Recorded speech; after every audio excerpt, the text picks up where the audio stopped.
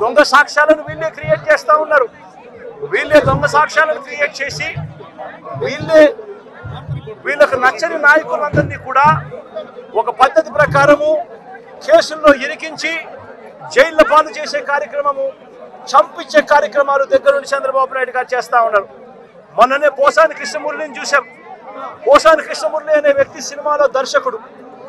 ఆ మనిషి చేసిన తప్పల్లా ఏమిటంటే నంది అవార్డు తనకు ఇస్తే నంది అవార్డును తాను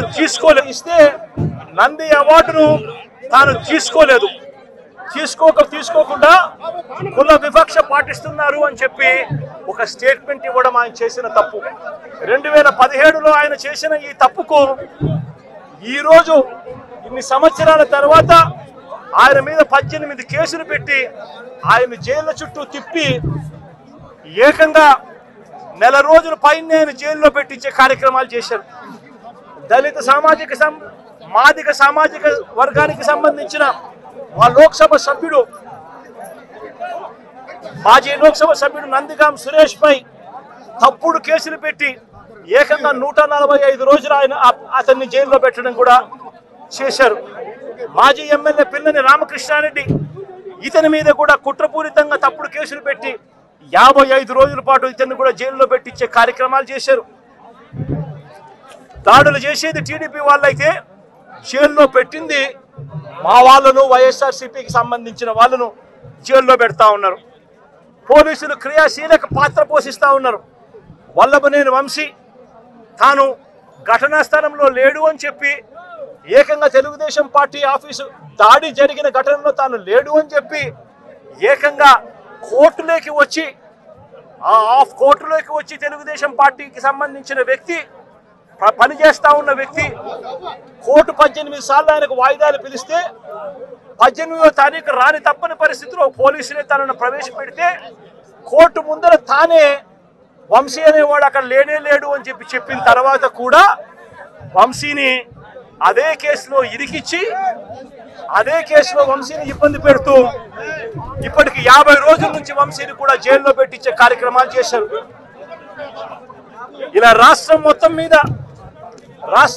మీద రెడ్ బుక్ పరిపాలన సాగిస్తా ఉన్నారు. ఇదే చంద్రబాబు నాయుడు గారిని అడుగుతాను, అయ్యా చంద్రబాబు, ప్రజల్లో ఏదైనా కూడా మంచి పేరు తెచ్చుకొని రాజకీయాలు చేయడం నేర్చుకోండి. మీరు సూపర్ 6 ఎందుకు అమలు చేయడం లేదు అని చెప్పి ఈరోజు ప్రజలు గట్టిగా నిలదీస్తా ఉన్నారు. సూపర్ 7 హామీలను ఎందుకు అమలు చేయడం లేదు అని ప్రజలు మిమ్మల్ని గట్టిగా ప్రశ్నిస్తా ఉన్నారు.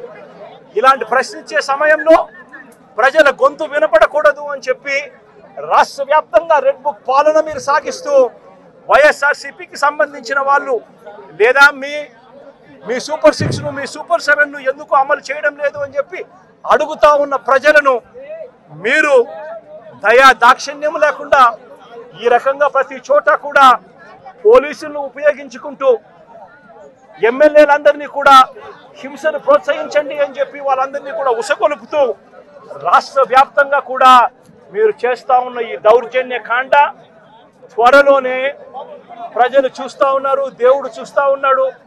ఖచ్చితంగా మీకు బుద్ధి చెప్పే పరిస్థితి త్వరలోనే వస్తుందని చెప్పి ఈ సందర్భంగా చంద్రబాబు నాయుడు గారికి గట్టిగా మందలిస్తూ చెప్తా ఉన్నా.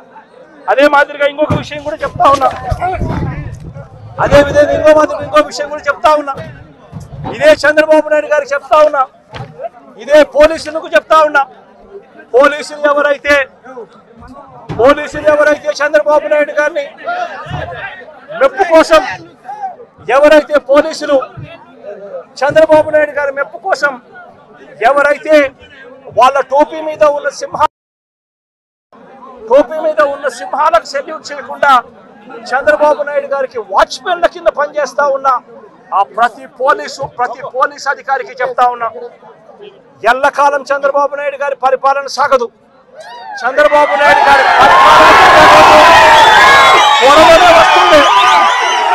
ప్రతి పోలీస్ అధికారికి కూడా చెప్తా ఉన్నా, మీ బట్టలు తీస్తామని చెప్పి ప్రతి పోలీస్ అధికారికి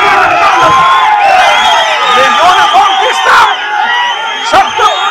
నిలబెడతాం, దోషులుగా మిమ్మల్ని నిలబెట్టి మీ యూనిఫామ్ తీయించి మీకు ఉద్యోగాలు లేకుండా చేస్తామని కూడా ఈ సందర్భంగా ఇప్పటికైనా చెప్తా ఉన్నా. ప్రతి పోలీస్ అధికారిలో కూడా మార్పు తెచ్చుకోండి. ఎల్లకాలం ఇదే పరిపాలన సాగదు. మీరు చేసిన ప్రతి పనికి కూడా వడ్డీతో సహా లెక్కేసి మిమ్మల్ని దోషులుగా నిలబెట్టి మీతో కక్కిచ్చే కార్యక్రమం ఖచ్చితంగా చేస్తామని చెప్పి కూడా ఈ సందర్భంగా ప్రతి పోలీస్ అధికారికి కూడా చెప్తా ఉన్నాం. పోలీస్ వారు రాజకీయ నాయకుల యొక్క చొరవతోటో లేదా ఏదో ఒక వ్యవస్థ చొరవతోటో వారి యూనిఫామ్ ని సంపాదించుకోరు. కష్టతరమైనటువంటి పరీక్షల్లో వారు ఉత్తీర్ణులై వారు ఆ అర్హతని సాధిస్తూ ఉంటారు. దేశంలో అదేవిధంగా రాష్ట్రంలో కూడా శాంతి భద్రతల్ని కాపాడవలసినటువంటి బాధ్యత వారి భుజాల మీద వేసుకునేటువంటి 4వ సింహంగా పోలీసు వ్యవస్థని ప్రతి ఒక్కరూ కూడా గుర్తిస్తూ ఉంటారు. వారి ప్రాణాలని ఒడ్డి శాంతి భద్రతల్ని కాపాడటంలో వారు ఒక ప్రధానమైనటువంటి భూమికని పోషిస్తూ ఉంటారు. అటువంటి 4వ సింహంగా పరిగణించబడుతున్నటువంటి పోలీస్ వ్యవస్థని ఉద్దేశించి జగన్మోహన్ రెడ్డి గారు బట్టలోడదీసి కొడతాము అని చెప్పటం ఇది సర్వత్రా ఖండించవలసినటువంటి అంశంగా నేను భావిస్తున్నాను. ఈరోజు ఏదైతే రామగిరిలో జరిగిందో, రామగిరి సత్యసాయి జిల్లాలో ఉన్నటువంటి సందర్భంలో సత్యసాయి జిల్లా ఎస్పీ ఒక మహిళ అనేటువంటి విచక్షణ కూడా కోల్పోయి ఈ రకంగా వ్యాఖ్యానించడం అనేది ఇది సమంజసం కాదు అని చెప్పి జగన్మోహన్ రెడ్డి గారికి తెలియజేస్తున్నాం.